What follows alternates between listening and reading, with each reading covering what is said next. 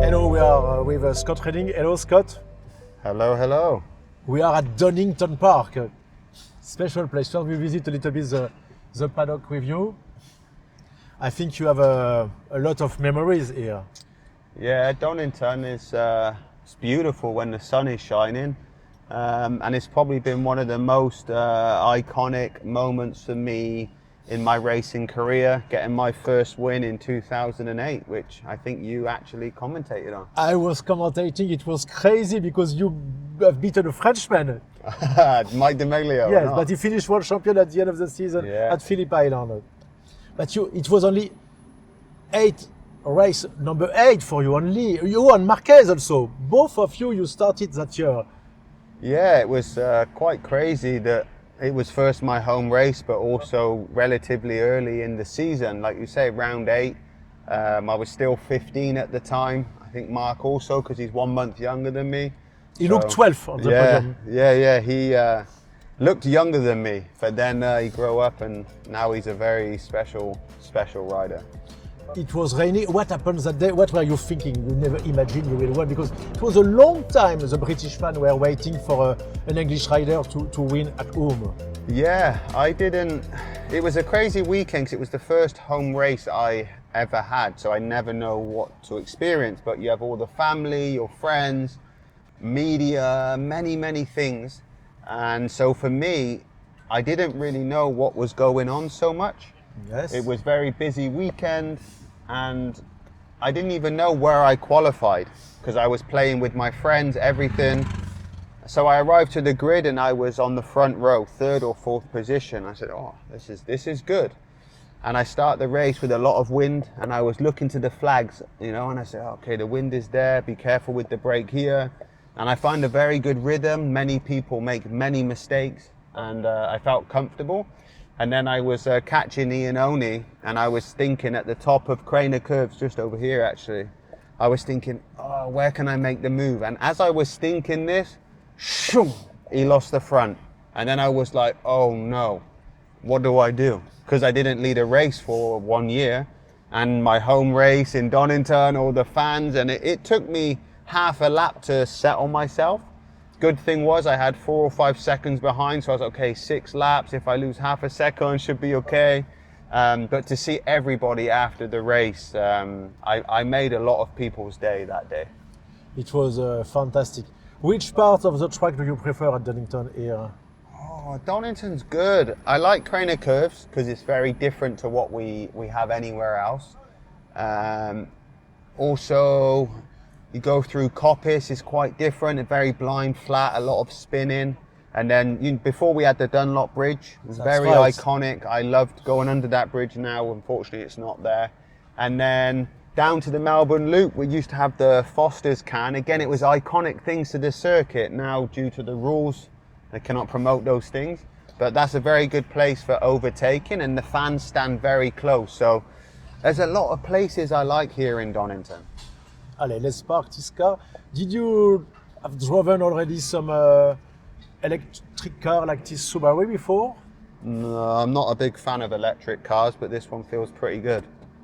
If I can put it in reverse. Oh, there we go. Do mind me a second. There we go, boys. There you go. Allez, perfect. Believe it or not, Scott got you backstage. Yeah, exactly. Yeah. With you, I prefer to do this because normally we do tracks, lap tracks. Come on. I know what will happen if I was with you. If I will be with you, I have imagined already. It'll be in the gravel. It'd be good content for the video. Exactly. Scott crashes Subaru. Nice. Good car.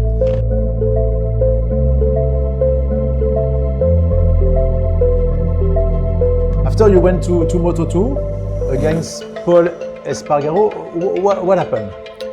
Yeah, so in 2009 I did 125 again, and we had a lot of problem with the bike. I think 23 times the engine was broken, 2 times exhaust, 2 times the tire, 1 time the shock came out in Estoril.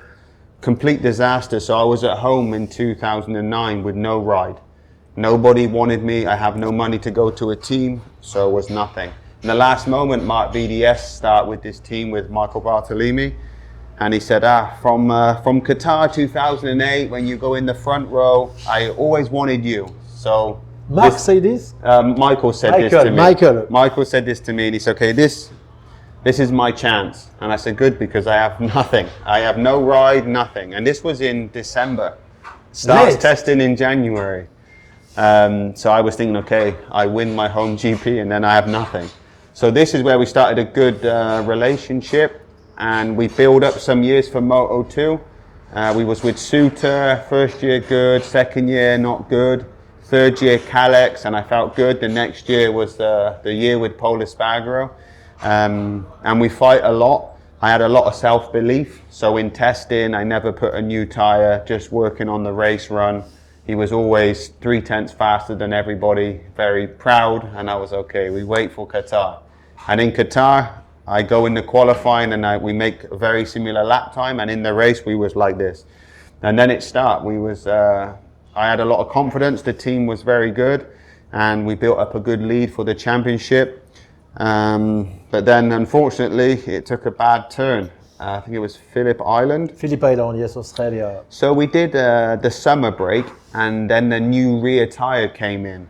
And from this day after the summer break, I went from podium to 6th position. And I remember in Phillip Island, it was not the last corner, the one before. I was losing time, and I said to my crew chief, Pete Benson, I said, if I go more, I will crash, but I lose everything here. And the qualifying, I said, okay, you know what, fuck it, I need to do it. And I opened, we're up, make a high side, snap my wrist. And I was always very believed that I will not be injured. So when I crashed, I got up, I was like, I'm okay, just go. And I sat on the scooter and I took my glove off and my wrist dropped down. And that was the first time ever in my career I broke a bone. So it was crazy, the whole career. And in this moment happens this. So then I was like, oh shit, now what do we do? We went to Melbourne, I got operated.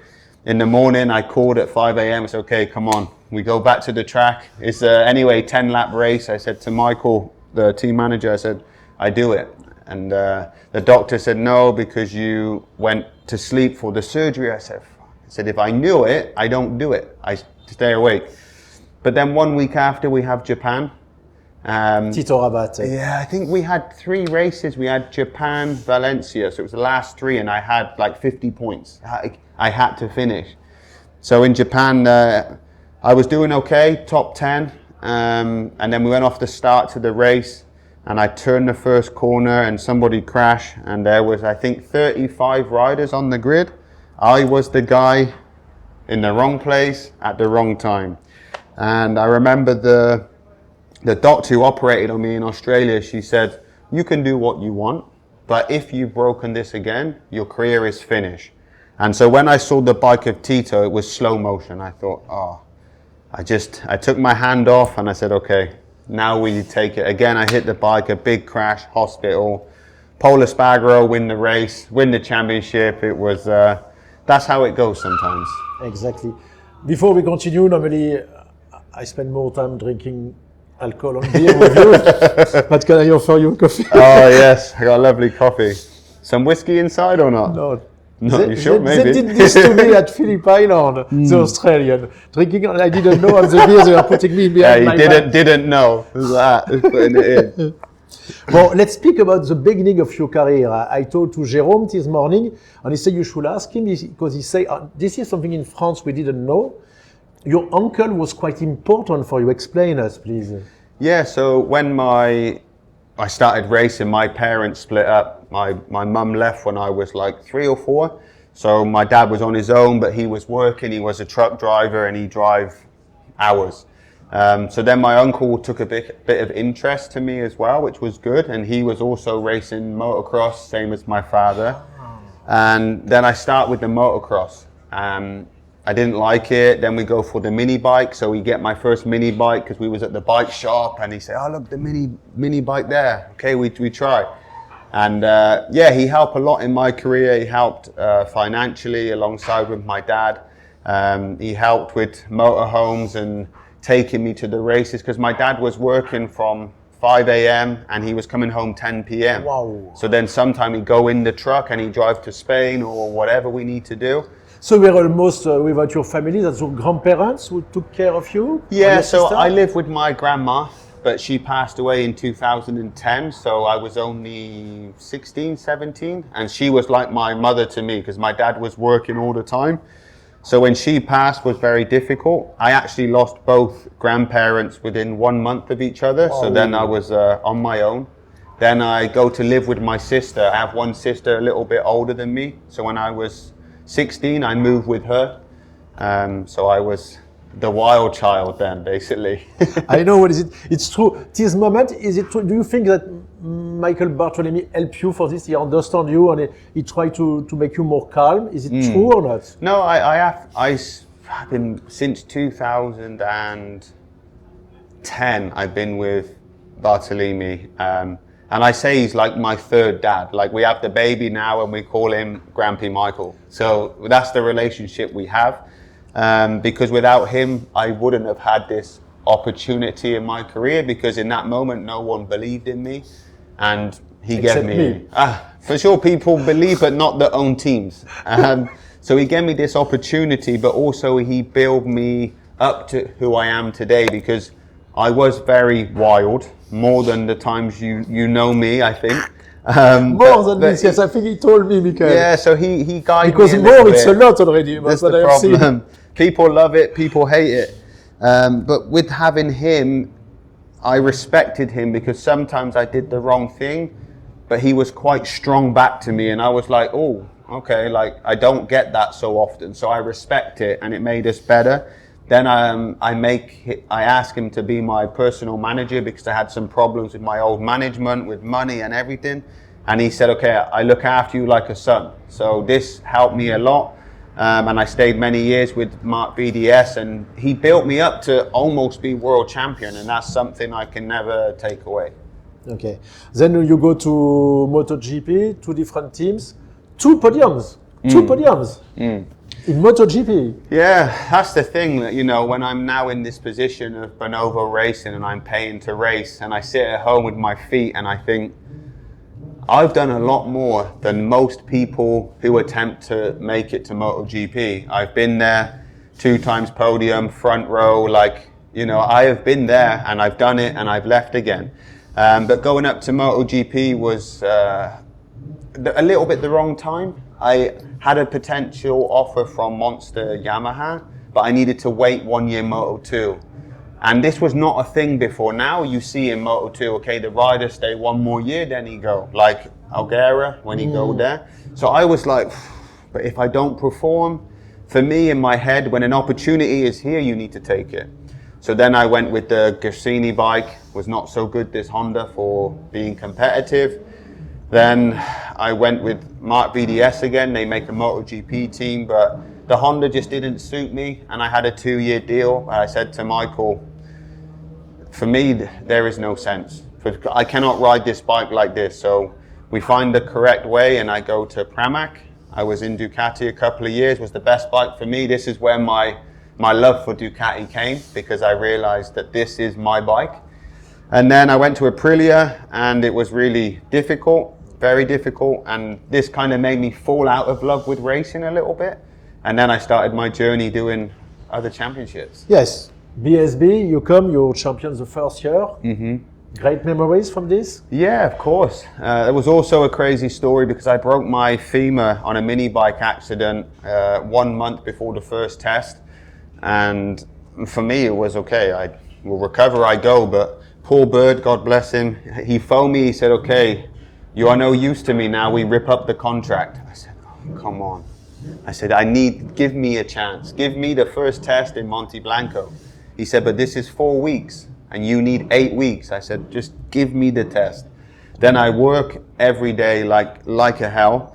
And I arrive on the bike 3 days before I could go on the bike. And yeah, I took the lap record and I was the top of the timesheets. And I said, okay, and now? He said, you are a fucker. I said, yeah, okay. So then we make the championship. a little bit up and down, but for me, new tracks. I didn't know the Superbike, no electronics, but I had a lot of fun. I loved the environment of British Championship because the people love the racing and they are very passionate, and the tracks are crazy. I was scared most of the time, but I really enjoyed it. And in the end, I didn't think so much about riding, it was just about enjoying. And then we got the championship, it was quite close, was to the last round. And you know, to win a championship, I say the stars need to be aligned. You know, in Moto2, it was not for me. That's how it goes. But in this, it tried not to be. But in the end, I got the championship, and it opened the door for me to go to here in World Superbike. Then you went to World Superbike. You were leading the championship. There is something, I was commentating from Paris that time. I think Aragon. Are you very sensible? Because I think I saw you crying after what happened to Aragon.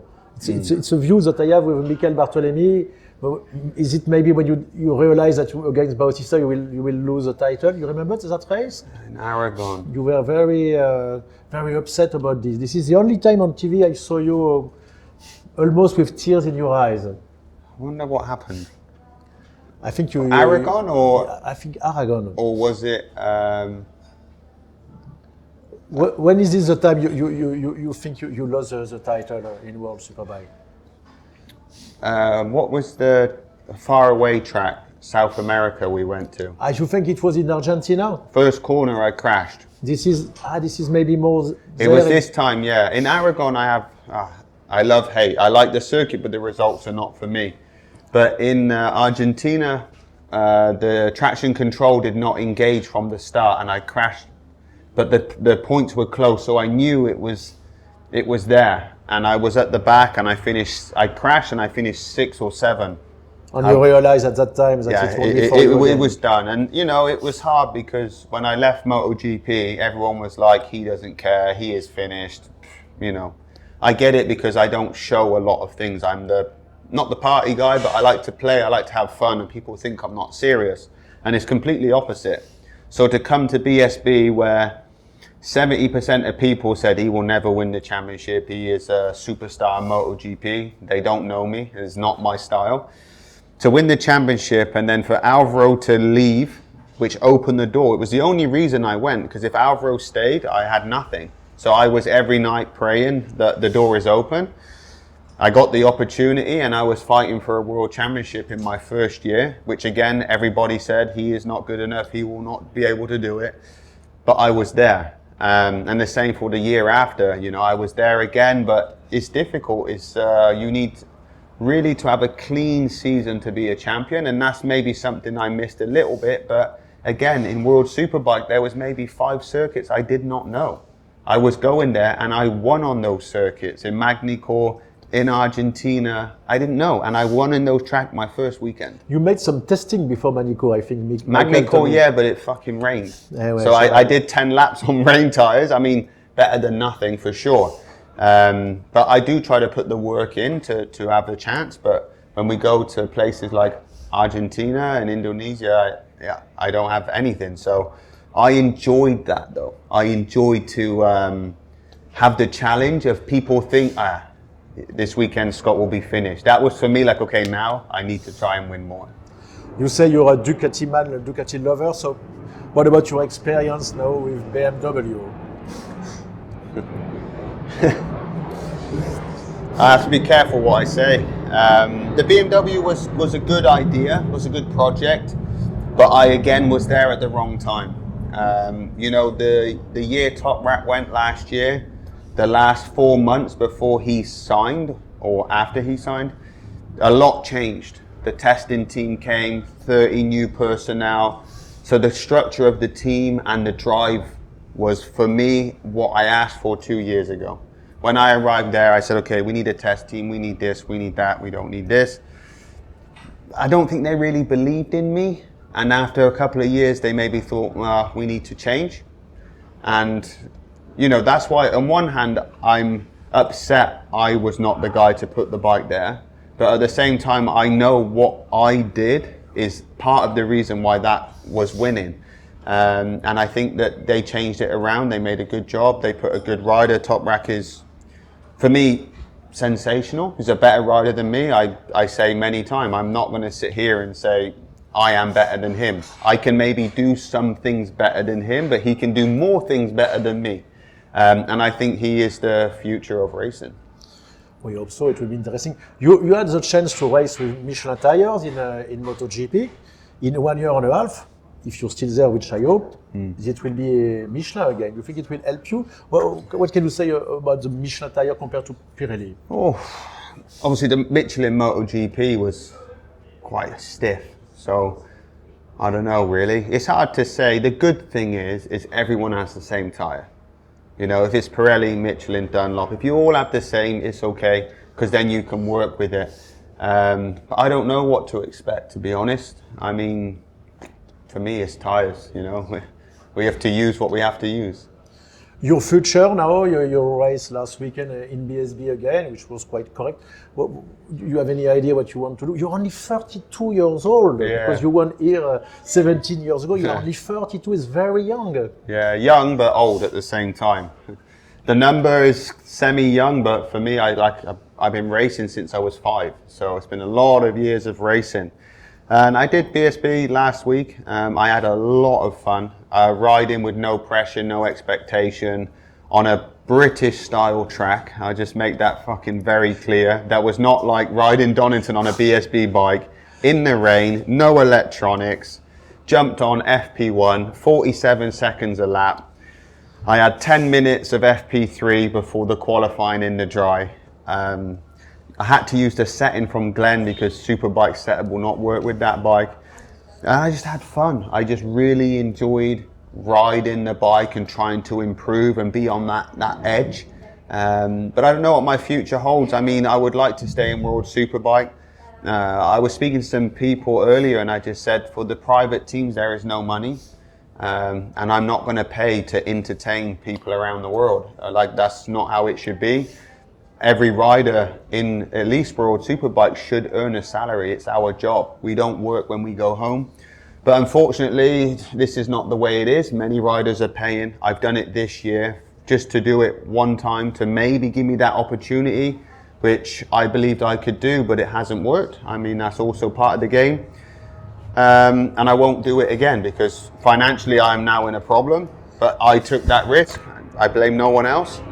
And when I sit at home and I have a son now, I think it's not just for me now. I have also a family I need to pay for and look after. So if nothing comes in World Superbikes, I will maybe go to BSB or Moto America or Endurance or whatever. I will find something. Well, you talk about your family. That was one of my questions. So the last question is very personal. We talked with Jérôme Galland about this. I talk about Sébastien Charpentier, what happened in Monza with Michael Paquet. What do you remember from what happened in Misano with Shoya Tomizawa? He told me that I didn't know that you make a tattoo number 48 for it's in for here. Shoya. Ah, okay. Obviously, I don't like to show it a lot, but I know what it means. So yes, it's between 45 and 50. That means 48. Okay. And this I didn't know. I know you very. It's for Shoya Tomizawa. Okay. And this one is on 45 as well. So we're going in the same place. So I have that for me because I don't want to make anything about it. I'm speechless. It was probably the hardest thing I've experienced, at least in my career, maybe in my life. It's just so hard because it's not by choice, but a bit like with me and Tito, when I crashed, I was the wrong place, wrong time. And that was the same thing there. It was a horrifying thing, you know, to have that in your mind. Fortunately, I don't think about it so much now, but I thought about it a lot in my racing, and every time I pass that corner in Misano, every single time I think about it. But we know this is part of racing. It's a very sad side of what we do. It won't be the last time it happens, unfortunately. I wish there was a way we could be sure that everyone goes home safe. But we have a high-risk job, and this is why, in my opinion, we need to be paid. Yes. It's not fair. But, you know, God bless, and, you know, I carry Tommy with me for all of my life now. Okay. Thank you very much for your time. When Subaru asked me this year to do this interview, I say They asked me in English. I say I want to do one rider in English in Scotland. Okay, super. Thank you. Merci beaucoup. Merci.